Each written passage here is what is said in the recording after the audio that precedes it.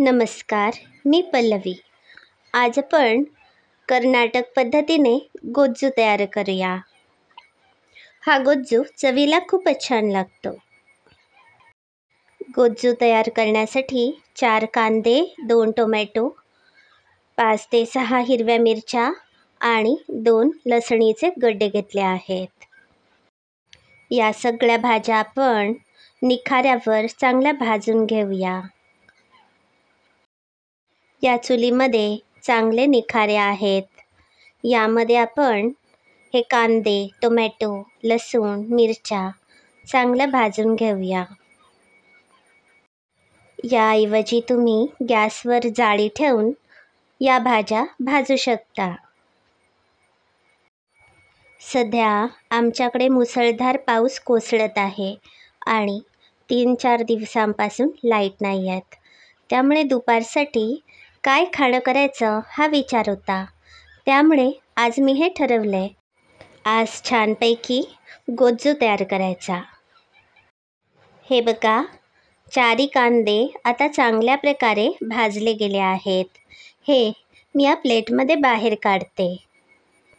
याबरोबरच लसणीचे गड्डेसुद्धा भाजून तयार आहेत. आता या निखाऱ्यामध्ये मी टोमॅटो आणि मिरच्या घातल्या होत्या. हे टोमॅटोसुद्धा आता बऱ्यापैकी भाजले गेले आहेत. हे मी बाहेर काढते. मिरच्या भाजण्याआधी त्यांना थोडीशी छिद्रे घाला. यामुळे त्याच्यातील पाणी उडणार नाही. आता या भाजलेल्या भाज्या मी गार होण्यासाठी ठेवल्या आहेत. सुपारी एवढी चिंच पाण्यामध्ये भिजवून ठेवली होती. या भाज्या गार झाल्यावर मी याप्रमाणे चिरून घेतल्या आहे. चवीप्रमाणे गूळसुद्धा किसून घेतला आहे. 10 ते 15 पुदिन्याची पाने आणि 1 वाटी कोथिंबीर चिरून घेतली आहे. भाजून घेतलेले कांदे, टोमॅटो, मिरची, लसणीच्या पाकळ्या, चवीप्रमाणे मीठ, चवीप्रमाणे गूळ आणि पुदिन्याची पाने या मिक्सरच्या भांड्यामध्ये घातली आहेत. आता हे सगळे साहित्य मिक्सरमध्ये जाडसर वाटूया.